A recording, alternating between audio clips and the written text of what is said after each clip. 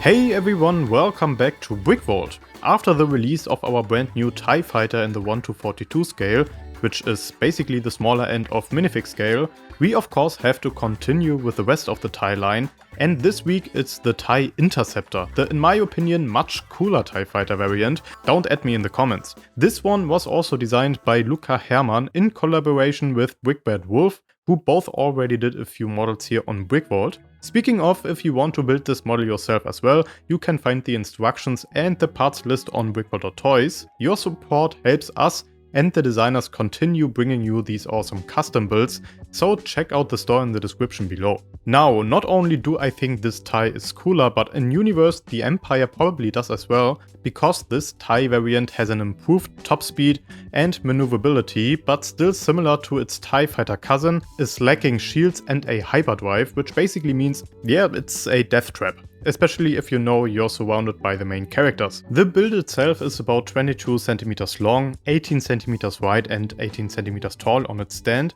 Here's my buddy Frank as a size reference, I'm sure that helps. The model with the stand has 762 parts and the parts will set you back around 80 to 100 USD. Anyways, a stand is definitely needed here just because of the way the solar panels are shaped. It's not possible to display it on them like with the regular TIE Fighter. In universe, I think they mostly hang from the ceiling or use repulsor lift technology to keep it level to the ground. The solar panels are totally sturdy enough to put the model on the ground, but it just is not the best look. But speaking of, the solar panels is what makes this model so special in my opinion. They are really sturdy and they just look extremely nice. There's again some pretty wild geometry going on here, and how everything comes together so flush is extremely satisfying to look at. No studs visible on the wings themselves, plus the light grey lines that on basically all TIE MOCS out there are stuck on the sides, on this model have been built into the wing itself, which is a level of detail that you would think would sacrifice stability greatly,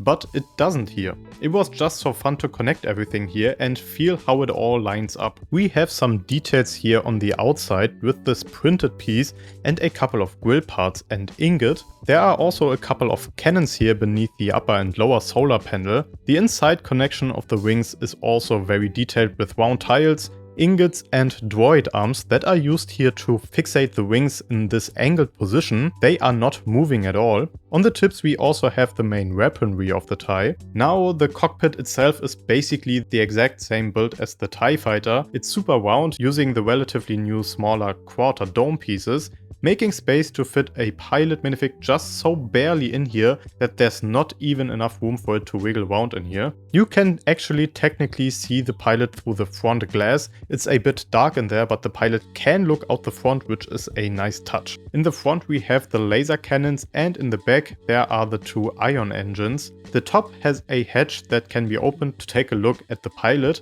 but to take him out you need to take off a bit of the front to better reach him. No big deal, but it's definitely worth mentioning that he doesn't fit through the top hatch. The stand is connected with just one stud to a Technic hole. Not the most sturdy connection, that's for sure, but that way it's easy to take the TIE off and go for a big fat swoosh around the room. It's super fun, no issues here at all, and yeah, that's basically all that's to it. If you want to build this too, again BrickVault.toys is your destination. Just scroll down a bit, and while you're down there, leave a like if you like the build and let us know in the comments which model you would like to see next, and I'll catch you guys in the next one at BrickVault.